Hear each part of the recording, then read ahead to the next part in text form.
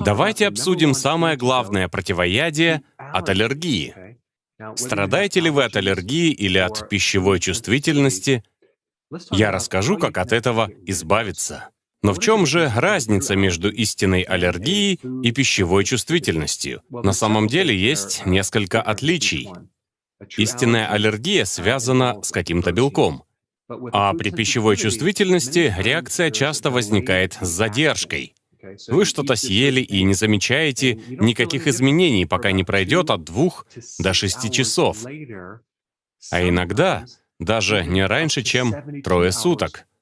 Из-за этого бывает очень сложно связать причину и следствие. Реакцией может быть головная боль, у вас может измениться настроение вплоть до депрессии. Это может проявиться как усталость, как болезнь Крона или какое-то еще воспаление в кишечнике. Это может проявиться у вас на коже в виде экземы или в ваших суставах в виде артрита.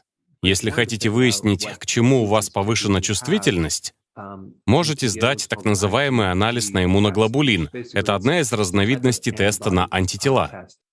При пищевой чувствительности вы ощущаете скорее общий дискомфорт, а симптомы не слишком сильные. Пищевая аллергия, с другой стороны, чаще проявляется в виде сильного воспаления, а иногда и в виде угрозы для жизни, такой как анафилактический шок. Возникает вопрос, есть ли нелекарственное и безопасное средство или противоядие от аллергии или пищевой чувствительности? Однозначно есть. Один из проверенных и работающих видов терапии — это исключающая диета. Вы выясняете, на что именно вы реагируете, и затем на время исключаете это из рациона. Иногда одно лишь это устраняет проблему. Но есть еще более мощное средство, о котором я расскажу. Надо понимать, что причина возникновения аллергии находится в кишечнике. Что-то происходит с проницаемостью кишечной стенки, и возникает синдром дырявого кишечника.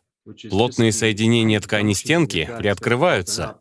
Это приводит к тому, что белки или другие мелкие частицы проникают через этот барьер, а иммунная система реагирует на них, создавая антитела к частицам такого типа или к такой пище. Все это становится довольно запутанным. Скажем, у вас аллергия на арахис. А белки в арахисе очень похожи на белки миндаля. У вас может быть истинная аллергия на миндаль, но она проявляется и на арахисе. Но сейчас мы не будем вдаваться во все эти сложности, а поговорим о том, как улучшить свою иммунную систему настолько, что никакой аллергии не будет. Итак, противоядие от любой аллергии называется аутофагия. Это такое состояние, когда организм избавляется от поврежденных белков, которые ему не нужны. Это механизм выживания тела, который существует с давних-давних времен и который защищает вас от всевозможных неприятностей. Если этот встроенный в тело механизм аутофагии перестает нормально работать или в нем есть дефект, все эти ненужные белки остаются в организме и создают массу проблем. Обнаружена прямая связь между ослаблением процесса аутофагии и болезнью Альцгеймера, болезнью Паркинсона, фиброзом легких, а также большим количеством других проблем. Так что это нормальный и очень важный процесс, присущий нашему организму. Это метод, при помощи которого тело разбирается с различными поврежденными элементами. К ним относятся и поврежденные ДНК, и поврежденные митохондрии, создающие массу проблем, и даже повышающие риск рака. Кроме того, аутофагия — это процесс с антивозрастным эффектом. Когда тело стареет, аутофагия помогает ему избавляться от старых, поврежденных белков, которые должны быть удалены. Это не только помогает вам красиво выглядеть, но и улучшает работу организма. Аутофагия может даже снизить степень заражения. Она может очищать организм от вирусов, находившихся в его клетках долгое время, например, вирус Эпштейна-Барр, вирус папилломы человека и другие патогены, которым не место в вашем теле. Как видите, аутофагия — очень полезная штука, а по аллергии есть масса интересных данных, внизу будут ссылки. Вы узнаете, как усилить эффект аутофагии, чтобы ослабить проявление аллергии. В исследовании, которое я привожу, показано, что вы можете уменьшить аллергию, чувствительность, уровень гистамина и уровень иммуноглобулина, а это, по сути, антитела, связанные с чувствительностью. Аутофагия может отремонтировать иммунную систему, способна заново ее отстроить. Она может усовершенствовать защитные механизмы иммунитета, и она может уменьшить воспаление легочной ткани. Что ж, главный вопрос теперь, как же нам усилить процесс аутофагии в теле? Есть несколько вещей, которые можно сделать, но самое эффективное средство — это голодание. Именно голодание сильнее всего стимулирует аутофагию. Моя рекомендация, если у вас аллергия, немедленно начинайте интервальное голодание, причем регулярно. Одно это может устранить вашу аллергию. Особенно, если вы увеличите окно между приемами пищи до 18-20 часов или даже перейдете на одноразовое питание. Есть кое-что еще, что может помочь вам выйти на новый уровень, и это периодическое длительное голодание. Например, 1 раз в месяц или 1 раз в 2 недели вы голодаете 2 суток, или раз в месяц 3 суток. Это окажет серьезное влияние на любую проблему, связанную с вашей иммунной системой. Одно лишь это поможет избавиться от аллергии. Со временем вы увидите, что аллергия становится все меньше и меньше. Еще один плюс голодания — оно уменьшает воспаление. Даже если у вас аллергия, воспалений станет намного меньше. Не говоря уже о том, что 70-80% иммунной системы находится в кишечнике, а голодание творит с кишечником настоящие чудеса. Ведь вы не едите, и у кишечника появляется шанс заняться самоисцелением, а также повысить разнообразие и увеличить силу микрофлоры.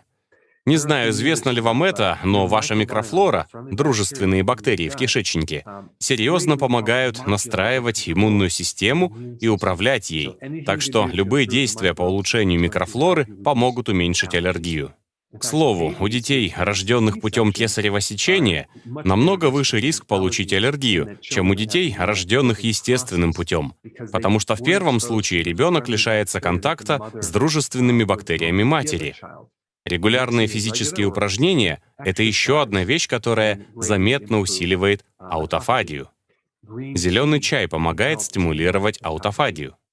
Куркума и другие подобные травы также могут стимулировать и усиливать аутофагию. Есть и другие вещи, которые могут уменьшить аллергию. Я рекомендую их в качестве дополнения к голоданию. Пробиотики. Прием пробиотиков на регулярной основе. Поскольку 80% вашего иммунитета — это микрофлора, прием пробиотиков может значительно уменьшить аллергию. Я рекомендую принимать пробиотики прямо перед сном. Третье — это витамин D3. Уникальная особенность витамина D в том, что он помогает подавлять иммунные реакции, не подавляя при этом иммунную систему. Вот почему витамин D применяют при возникновении цитокинового шторма, когда начинается неконтролируемая воспалительная реакция или гиперчувствительность. Витамин D очень важен, и я бы принимал не менее 10 тысяч международных единиц ежедневно, или даже больше, 20 тысяч или 30 тысяч, в зависимости от того, насколько сильна аллергия. Есть очень интересная информация, ссылка внизу, о том, что развитие аллергии происходит в том случае, когда у человека дефицит цинка. Поэтому прием цинка — очень разумный шаг. И теперь встает вопрос, как именно правильно заниматься голоданием? У меня есть большой курс, посвященный как раз этой теме. Вот этот. Приглашаю вас на свой курс «Здоровая кето». Он для тех, кто хочет похудеть так, чтобы вес снова не вернулся. На курсе я расскажу, что мешает сжигать жир и что конкретно нужно делать, чтобы исправить это без вреда здоровью. Этот курс прошли уже сотни людей и добились очень стабильных результатов. Присоединяйтесь и вы.